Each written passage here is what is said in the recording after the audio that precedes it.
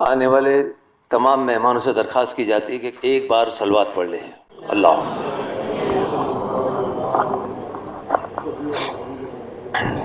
औज़ु बिल्लाहि मिनश शैतानिर रजीम बिस्मिल्लाहिर रहमानिर रहीम मिन्हा खलकनाकुम व फीहा नुईदुकुम व मिन्हा नुखरिजुकुम तारतन उखरा।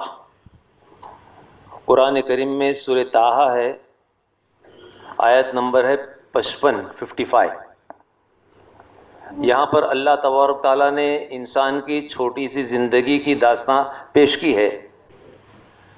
इरशाद है कुरान करीम में कि हमने इंसान को मिट्टी से बनाया, मिट्टी में ही लेटा देंगे और फिर इस मिट्टी से ही फिर खड़ा कर देंगे दोबारा। तारतन उखरा, उखरा का मतलब दोबारा, दूसरी बार। तो दूसरी बार तो पहली बार क्या? जब अल्लाह फरमाता है कि दूसरी बार फिर खड़ा करेंगे तो पहली बार क्या है? तो पहली बार यह है कि हज़रत आदम अलैहिस्सलातु वस्सलाम सबसे पहले इंसान है। जब आदम अलैहिस्सलातु वस्सलाम को पैदा करने का जब अल्लाह ने इरादा किया तो मिट्टी का जिस्म बना, बॉडी। फरिश्तों को हुक्म दिया, मिट्टी का ये जिस्म बना।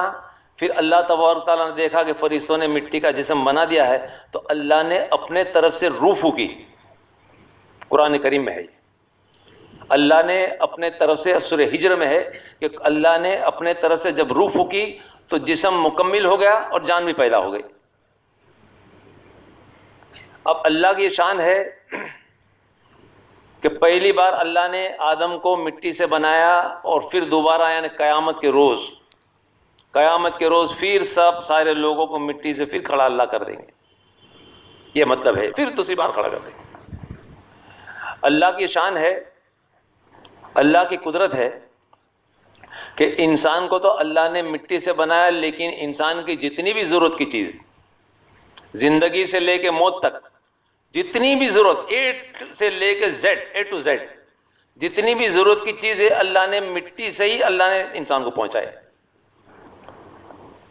बंदे कभी कभी दुनिया में आते हैं, ज़िंदगी जीते मर जाते, लेकिन कभी सोचते नहीं कि अल्लाह की कुदरत क्या चीज़ है। अल्लाह ने कितने एहसान हम पर किए, कितनी नेमतें दी है। हम शुक्रगुजारी तो करते हैं, शुक्र अल्हम्दुलिल्लाह, लेकिन दिल से एहसास होना चाहिए कि कितनी नेमत अल्लाह की कितनी है। तो अल्लाह ने इंसान को तो मिट्टी से बनाया, लेकिन जितनी ज़रूरत चीज़ अल्लाह ने मिट्टी से पूरी की। मिसाल के तौर पर बंदा कहता है अल्लाह मुझे खाने की ज़रूरत, मुझे खाना चाहिए। अल्लाह फरमाता है कि मैंने तुझको अकल दी है, तुझको अकल दी है, ज़मीन पर मेहनत कर, ज़मीन पर मेहनत करेगा तुझे फल मिलेंगे, ज़मीन पर मेहनत करेगा तुझको सब्जियां मिलेगी, ज़मीन पर मेहनत करेगा तुझे फूड ग्रेन्स मिलेंगे, गल्ला मिलेगा, दाल है, चावल है, गेहूं है, सब ज़मीन से, सारी चीज़ अल्लाह ने ज़मीन से पैदा की। अब बंदा कब कहता है कि अल्लाह मुझे पानी की ज़रूरत, नदी तो बहुत दूर है, मैं तो छोटा गांव, मैं तो पहुंच भी नहीं सकता। अल्लाह फरमाता है कि ज़मीन पर मेहनत कर, ज़मीन को खोद, ज़मीन से तुझको पानी मिलेगा। हम देखते हैं कि काफ़ी छोटे छोटे गांव जहां पर नदी दूर होती है, कोई इंतज़ाम नहीं होता, तो ये लोग क्या करते हैं, ज़मीन को खोदते, कुआं बनाते हैं और कुएं से पानी, और साफ़ सुथरा फिल्टर्ड पानी मिलता है, साफ़ सुथरा पानी मिलता है। तो अल्लाह फरमाता है पानी की भी ज़रूरत है तो मैंने पानी का भी इंतज़ाम ज़मीन से किया। बंदा चलता है आगे, अल्लाह मुझे कपड़े की ज़रूरत, लिबास की ज़रूरत, तो ज़मीन से अल्लाह ने कॉटन के प्लांट भी तैयार किए। कॉटन के प्लांट ज़मीन से तैयार होते हैं। कोई कहता है पॉलिस्टर, नायलॉन, और इसी तरीके से और जो कपड़े बनते हैं तो सारे पॉलिस्टर हो, टेरेलिन हो, नायलॉन हो, वो सारी चीज़ों का मटेरियल भी अल्लाह ने ज़मीन से ही पैदा की है। ये अल्लाह की शान। तो कपड़े का, खाने का इंतज़ाम भी ज़मीन से, पीने का इंतज़ाम भी ज़मीन से, कपड़े का इंतज़ाम भी ज़मीन से। अब कहता मकान चाहिए मुझे, अल्लाह फरमाता है मकान बना, छोटा मकान बनाना छोटा बना, बड़ा बनाना है बड़ा बना। कहीं नहीं है छोटा मकान बनाना तो मिट्टी का बना दे, गारे का बना दे। आज भी गांव के छोटे छोटे गांव में, पूना के एतराफ़ में आपको मिलेंगे कि छोटे छोटे गांव में मिट्टी का घर बना दे, गारे का, कच्ची मिट्टी का घर बन जाते हैं। कोई पत्थरों का बनाता है, कोई लकड़ों का बनाता है। तो मिट्टी भी ज़मीन की है, पत्थर भी ज़मीन से पैदा होते हैं और लकड़ी भी ज़मीन के दरख्तों से पैदा होते हैं। कोई बंदा कहता है कि चलो आज के ज़माने में आरसीसी चलता है, सीमेंट कंक्रीट, आरसीसी का हम बनाते हैं। तो आरसीसी का अगर घर भी बनाया है तो सीमेंट और जो चीज़ जो है वही ज़मीन के मटेरियल से सीमेंट बनती है, और लोहा भी अल्लाह ताला ज़मीन से ही पैदा करते हैं। तो घर का भी इंतज़ाम मिट्टी से। फिर बंदा कहता है कि चलो अब ऑर्नामेंट्स की ज़रूरत है, हमको जेवरात भी चाहिए। कोई इमिटेशन ज्वेलरी पहनता है, कोई गोल्ड और वाइट गोल्ड पहनता है। तो इमिटेशन ज्वेलरी जो पहनते हैं उसका मेटल भी ज़मीन से ही पैदा होता है, और गोल्ड और वाइट गोल्ड भी ज़मीन से ही पैदा होता है। अब ये ज़िंदगी पूरी हो जाती है इंसान की इसी तरीके से।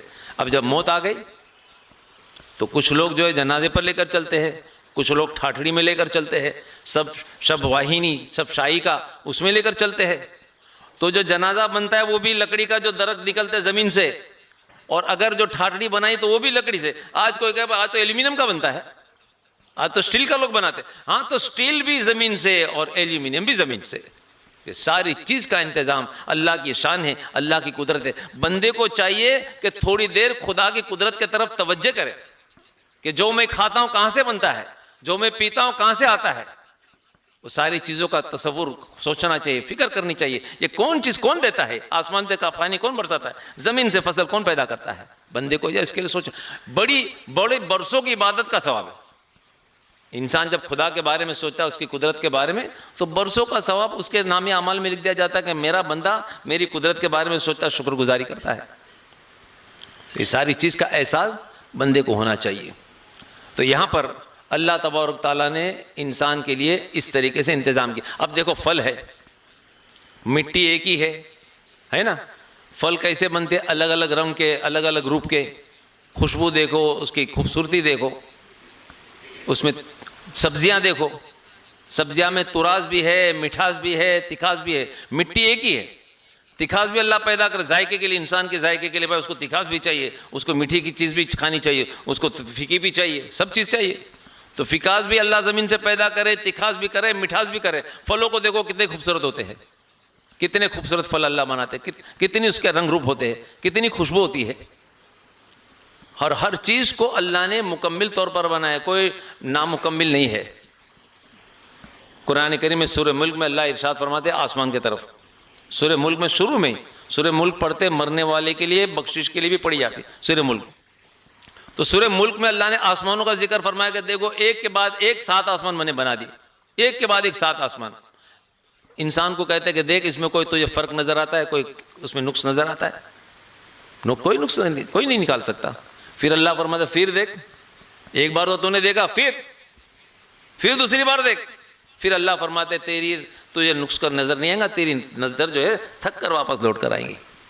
तो इस तरीके से अल्लाह तबारक ताला ने परफेक्शन के साथ हर चीज़ को बनाया है। इसीलिए हाज़िर इमाम का ये इरशाद है, ये फरमान है कि remember that only Allah is perfect, remember that only Allah is perfect, nothing else is perfect. कामिल ज़ात सिर्फ अल्लाह ही की है और कोई चीज़ कामिल नहीं। कामिल ज़ात सिर्फ अल्लाह की है और कोई चीज़ कामिल नहीं। इतना ज़बरदस्त ये इतना स्टेटमेंट, ये फरमान अगर किसी बंदे को समझ में आ गया और मुकम्मिल तौर पर उसको समझने की कोशिश की, तो मैं समझता हूँ कि बहुत बड़े इल्म का मालिक बन गया, बहुत बड़े इल्म का मालिक हो गया। और ये स्टेटमेंट अगर उसे समझ लिया और उस पर अमल करने की कोशिश की तो उसकी दुनिया भी बन जाए, उसकी आखिरत भी बन जाए। इतना ज़बरदस्त स्टेटमेंट है। तो अल्लाह ने मिट्टी से सारे इंतज़ाम किए। अब जनाजा चला, मौत हो गई। मौत के बाद लोग क्या करते हैं, कब्रिस्तान लेकर जाते हैं। कब्रिस्तान लेके जाते उसको दफन किया जाता है, मिट्टी का हवाला किया जाता है।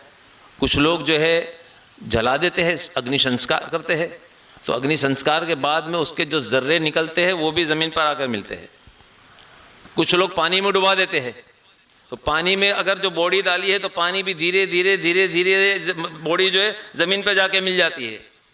कुछ लोग पंछी को खिला देते हैं, बॉडी जो उसकी बॉडी को पंछी को खिला देते हैं।